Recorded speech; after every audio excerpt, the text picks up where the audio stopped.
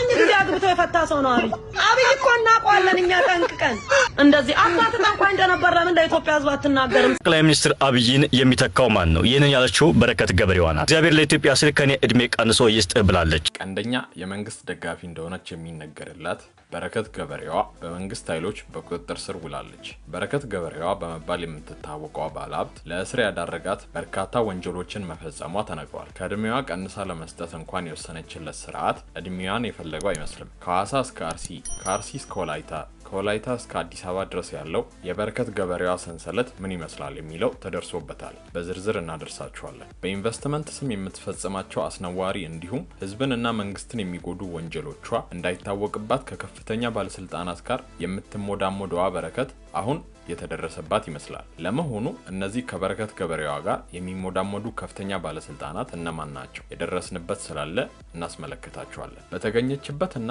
ባገኘችው መድረክ ሁሉ ስለዚህ መንግስትና ስለ ጠቅላዩ ውዳሴ ሳታቀርብ የማታልፈው በረከት አሁን ያ ሁሉ ውዳሴዋ ከንቱ ሆኖ ከርቸሌ ተወርውራለች። ከአንድ የውጭ ዜጋ ጋር በትዳር የተጣመረችው በረከት ገበሬዋ አብዛኛውን ጊዜ የሀብት ምንጯ ሲያጨቃጭቅ ይታያል። ለመሆኑ የበረከት የሀብት ምንጭ ምንድነው? ይህ የውጭ ዜጋ ባለቤቷ ወይስ ሌላ ያልተነገረ ምንጭ? መልስ አዘጋጅተናል። በረከት ገበሬዋ ከቀድሞ የሲዳማ ክልል ከፍተኛ ባለስልጣን ጋር የነበራት ግንኙነትን ጨምሮ ስለ በረከት ገበሬዋ ያልተሰሙ ሚስጥሮችን እናደርሳቸዋለን። ከመጨረሻው በመቆየት በርካታ መረጃዎችን ያድምጡ። ለቻናሉ እንግዳ ከሆኑ ሰብስክራይብ በማድረግ ቤተሰብ ይሁኑ። ቪዲዮን ላይክ እና ሼር በማድረግ ጀምሩ እያልን በቀጥታ ወደ ዝርዝሩ እናልፋለን። መለከቷቸውና በረከት ገበሬዋ በሚል የሶሻል ሚዲያ ስም የሚታወቁት ግለሰብ ቅዳሜ ዕለት በጠዋት በቁጥጥር ስር መዋላቸው ተሰምቷል። በረከት ገበሬዋ በተለያዩ የኢንቨስትመንት ስራዎች የምትታወቅ ሲሆን ለበርካታ ጊዜ በስደት ከምትኖርበት ጠቅላይ ሚኒስትር አብይ አህመድ ወደ ስልጣን ከመጡ በኋላ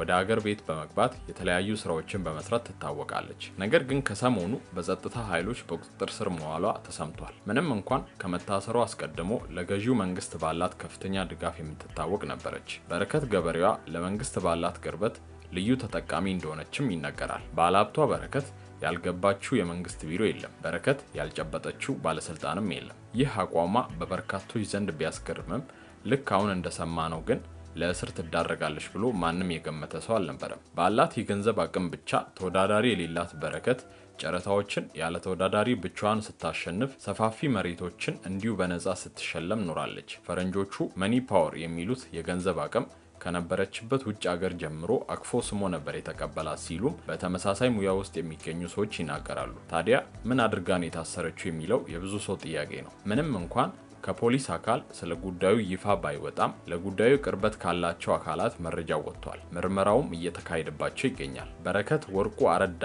የተባለች ግለሰብ በቁጥጥር ስር የዋለችው ከበርካታ ሰዎች በአክሲዮን ስም በርካታ ገንዘብ በማጭበርበሯ ነው የሚል ክስ ቀርቦባታል። አክሲዮን ለማቋቋም ከበርካታ ሰዎች ገንዘብ ከተቀበለች በኋላ ወደ ራሷ ፒኤልሲ ለመቀየር በመንቀሳቀሷም ጭምር እንደሆነ ተነግሯል። እነዚህ የተጭበረበሩ ሰዎች እንደሚሉት ለመንግስት ካላት ቅርበት የተነሳ አምነዋት ገንዘባቸውን ቢሰጧትም የአክሲዮኑ ነገር የውሃ ሽታ እንደሆነባቸው ጭምር ይናገራሉ። በረከት ገበሬዋ በተለያየ ስልት በርካታ ሚሊዮን ብሮችን ወስዳለች። በእምነት ብራቸውን ከተቀበለችም በኋላ የማስፈራራት መንገድም ትጠቀማለች። ካጭበረበሯችሁ በኋላ ደግሞ እንዳትጠይቁ ፍርሃት እንዲኖራችሁ እነዚህ ሰዎች አብረው ነው የሚሰሩትና ውልፍላለው ብትል ያጠናግሩሃል አይነት ሴንስ እንዲኖርህ ያደርጋሉ።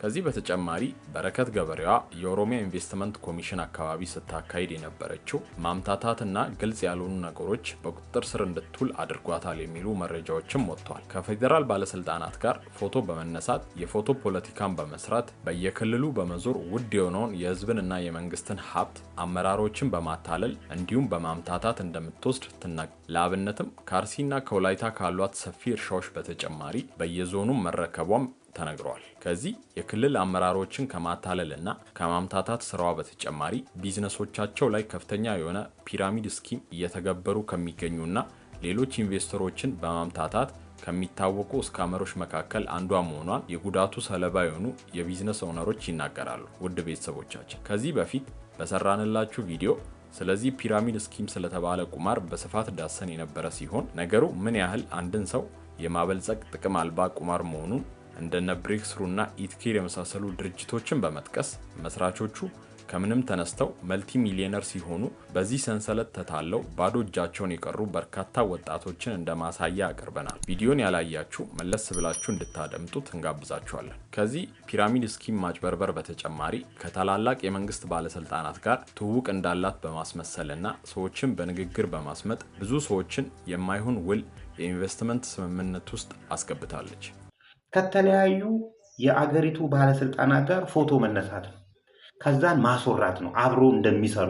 እነዚህ እንደ በረከት ያሉ ሰዎች ካጭበረበሩ በኋላ ደግሞ ሰዎችን ማኒፑሌት በማድረግ የፍርሃት ስሜት ውስጥ በመክተትና ሳብሚሲቭ እንዲሆኑ በማድረግ የተጭበረበሩ ሰዎች ወደ ህግ አካል ሄደው እንዳያመለክቱ የሚያደርጉበት የራሳቸው ሲስተም ወይንም አሰራር አላቸው። ይህ የበረከት ገበሬዋ ስራ ይህንኑ ያሳያል። በረከት ገበሬዋ ተብላ የምትጠራዋ ግለሰብ በእነዚህና በሌሎች ጉዳዮች ተጠርጥራ በቁጥጥር ስር ውላለች። ከዚህ በተጨማሪ በረከት ገበሬዋ ህገወጥ የገንዘብ ዝውውር ላይም እጇ እንዳለበት ጠረጠራለች። ህገወጥ የዶላር ክምችት በማድረግ እንዲሁም ህገወጥ ምንዛሬ በማድረግ መንግስት ሊያገኝ የሚገባውን ጥቅም በማሳጣት ለግል ጥቅሟ ስታውል እንደነበረ ተነግሯል። ወይዘሮ በረከት ወርቁ አደራ በቅጽል ስሟ በረከት ገበሬዋ በተለያዩ የመንግስት ጥቅም በሚጎዱና በህገወጥ ተግባሮች ተጠርጥረሻል ተብላ በፖሊስ ቁጥጥር ስር ውላ ምርመራ እየተደረገባት ይገኛል። ለጠቅላይ ሚኒስትር ዶክተር አብይ አህመድ ከፍተኛ አክብሮት እንዲሁም ድጋፍ፣ ፍቅር እንዳላት በተደጋጋሚ ስትገልጽ የምትደመጠው በረከት ይህንኑ ለመግለጽ በቅርቡ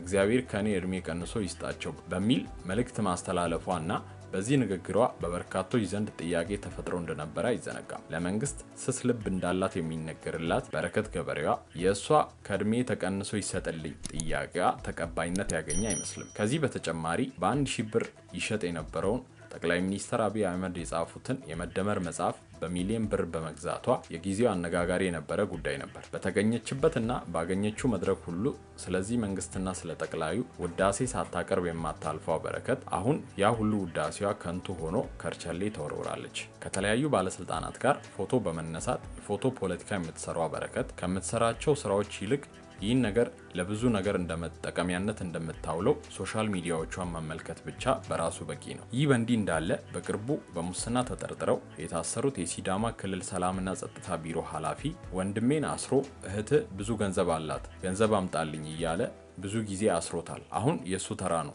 እሰይ የሚል ይዘት ያለው ሀሳብ ብታሳልፍም በሰፈሩት ቁና መሰፈር አይቀርምና ተራው የበረከት ገበሬዋ ሆኗል። በረከት ገበሬዋ የተለያዩ የሰይጣን ስራዎችን በመግለጥ የሚያነቃንን የሳድስ ሚዲያ ባለቤት አብይ ይልማን እንዲህ ስትል በማይሆን ቃላት ዘርጥጠዋለች። ምክንያቷ ደግሞ ለምን ስራዬን አጋለጥክብኝ ነው። የሆነው ሆኖ ሽንጧን ገትራ የተከራከረችለት ስርዓት አስሯታል። በበረከት ገበሬዋ ዙሪያ የሚወጡ አዳዲስ ነገሮች ካሉ በትኩሱ እንደምናደርሳችሁ ቃል እየገባን የዛሬውን ቪዲዮ እዚህ ጋር እናበቃለን። በቀጣይ እስክንገናኝ በሰላም ቆዩ።